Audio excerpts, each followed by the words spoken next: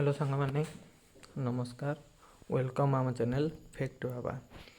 आज ये भिडटी हूँ आमर साहित्य एग्जाम जहाँकि नवम श्रेणी अर्धवार्षिक एग्जाम।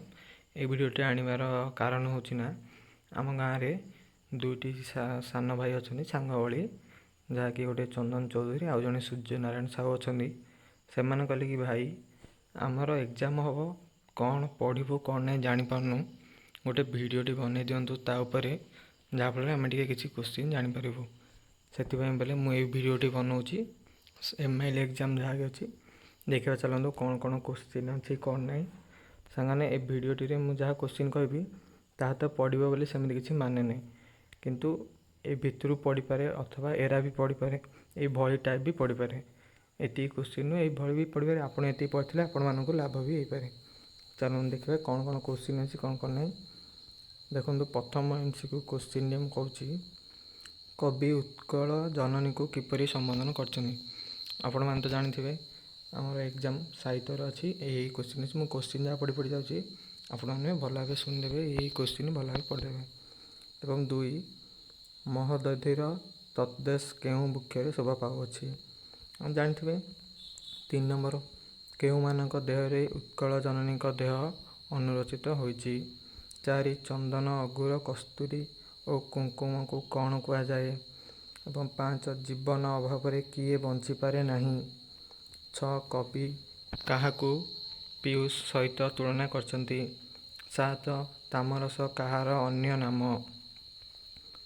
सामने 8 नंबर क्वेश्चन कवि पद्म को कहार उपमा स्थल बोली वर्णना करिछंती।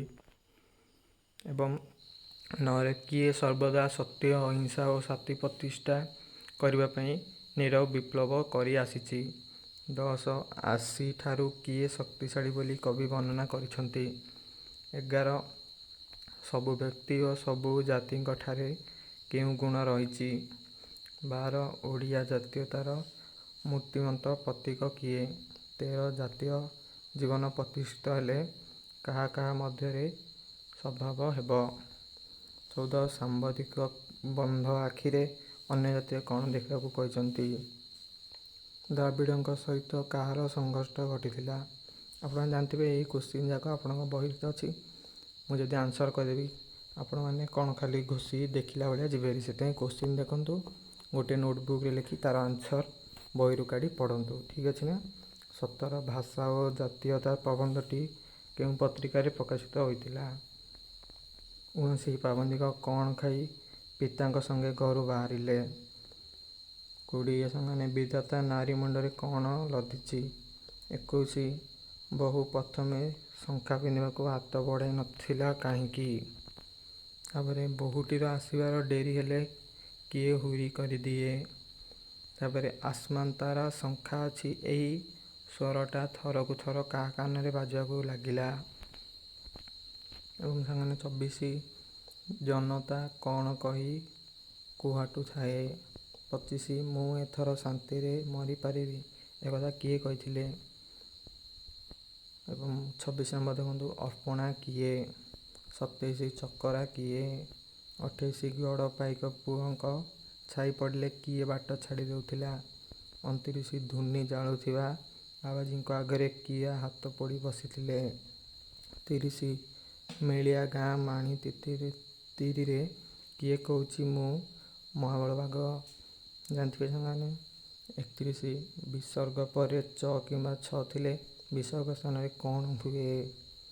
गो प्लस अक्ष संधि कले कौन हेब। 6 + 10 संधि कले कौन हेब।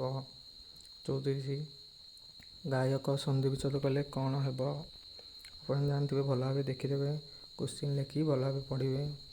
35 राजश्री संधि विच्छेद कले कौन हेब। संस्कृत भाषा सामुदाय केतेगोटी उपसर्ग प्रचलित होइछि। 37 प्र उपसर्ग निमित्त केउं अर्थरे व्यवहृत हुए। 38 का सहित प्रत्यय संयुक्त होई शब्द गठन करा जाए। सुगम एठारे सु उपसर्ग केउं अर्थरे होइछि। 40 केउंटी बे उपसर्ग युक्त शब्द नुहे। 41 कर्ता जहा द्वारा कार्य कराए ताहाकू की कर्ता कहुए। 42 ନିଜ ଦୋଷରୁ ପ୍ରାଣୀ କଷ୍ଟ ପାଏ। ଏଠାରେ କେଉଁ କାରଣରୁ ପଞ୍ଚମଟି ବିଭକ୍ତ ହୋଇଛି? 43 କେଉଁ ବିଭକ୍ତିର କ୍ରିୟାପଦ ସହିତ କୌଣସି ସମ୍ବନ୍ଧ ନଥାଏ? 44 ଅନୁସାରେ ଏହି ଅର୍ଥ ବୁଝାଇବା ପାଇଁ କେଉଁ ବିଭକ୍ତି ହୁଏ? 45 ପବନ ଧୀରେ ବହୁଛି। ତାପରେ ସାଙ୍ଗମାନେ ଗମନ କରିବାର ଇଚ୍ଛା ଏକ ପଦରେ ପ୍ରକାଶ କର। ଜାଣୁଥିବା ସାଙ୍ଗମାନେ ଗମନକୁ ଏକ ଇଚ୍ଛା ବା ଏକ ଶବ୍ଦରେ ପ୍ରକାଶ କଲେ କ'ଣ ହେବ? ଅକଲ ଶବ୍ଦଟି କେଉଁ ଭାଷାରୁ ଆମ ଭାଷାକୁ ଆସିଛି? ଏବଂ 48 କେଉଁଟି ତୁର୍କୀ ଶବ୍ଦ ନୁହେଁ? ବାଛ। 49 ଦେଖିପାରୁଥିବେ। ଏବଂ 50 ନମ୍ବର ଅଛି ଜ୍ଞାନୀର ବିପରୀତ ବୋଧକ ଶବ୍ଦଟି କ'ଣ? ଏଥିରେ ସାଙ୍ଗମାନେ ଏତୋଟି 50ଟି MCQ ପଡ଼ିବ। ମୁଁ 50ଟି MCQ କହିଛି। ଏ ଭିତରୁ ପଢ଼ିପାରେ ପିଲାମାନେ ଭଲ ଭାବେ ଦେଖିଦେବ। ଏବଂ ଆମର ସବଜେକ୍ଟିଭ କ'ଣ କ'ଣ ଅଛି ଚାଲନ୍ତୁ ଦେଖିବା। ଦେଖିପାରୁଥିବେ ସବଜେକ୍ଟିଭ 1 ପ୍ରାୟ 100ଟି ଶବ୍ଦ ମଧ୍ୟରେ ଉତ୍ତର ଲେଖ। ଦେଖିପାରୁଥିବେ 2ଟି କ୍ୱେଶ୍ଚିନ୍ ଅଛି। 2ଟିରୁ ଆପଣଙ୍କୁ ଗୋଟିଏ ଲେଖିଲେ 5 ମାର୍କ ମିଳିବ। ଫାର୍ଷ୍ଟଟା କ'ଣ ଅଛି ନା ଉତ୍କଳ ଜନନୀ କାହିଁକି ବନ୍ଦନୀୟ ପୂଜନୀୟ ଅର୍ଚ୍ଚନୀୟ?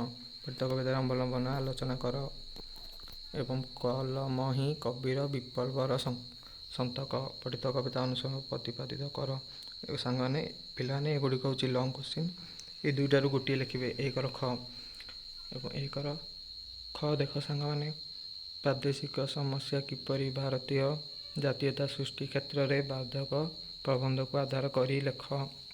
ଏବଂ କିମ୍ବାରେ କ'ଣ ଅଛି ନା ତତ୍କାଳୀନ ସମାଜରେ ନାରୀମାନଙ୍କ ପ୍ରତି ରହିଥିବା ଦୃଷ୍ଟିଭଙ୍ଗୀ ସମ୍ପର୍କରେ ଆଲୋଚନା କର।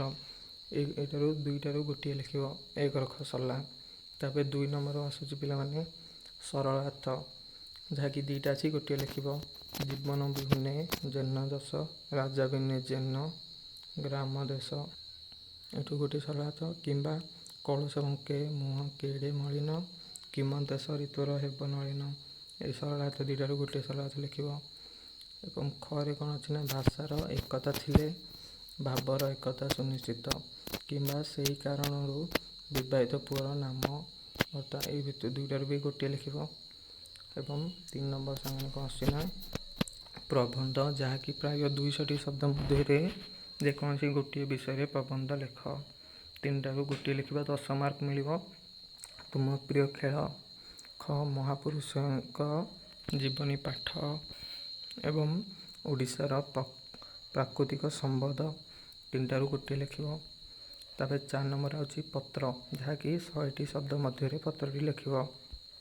2ଟାରୁ ଗୋଟିଏ ଲେଖିବ। ଦୈନିକ ସମ୍ବାଦପତ୍ର ପାଠ କରିବା ପାଇଁ ଉପଦେଶ ଦେଇ ସାନ ଭାଇ ନିକଟକୁ ପତ୍ର। ଗୋଟିଏ ଲେଖିବ।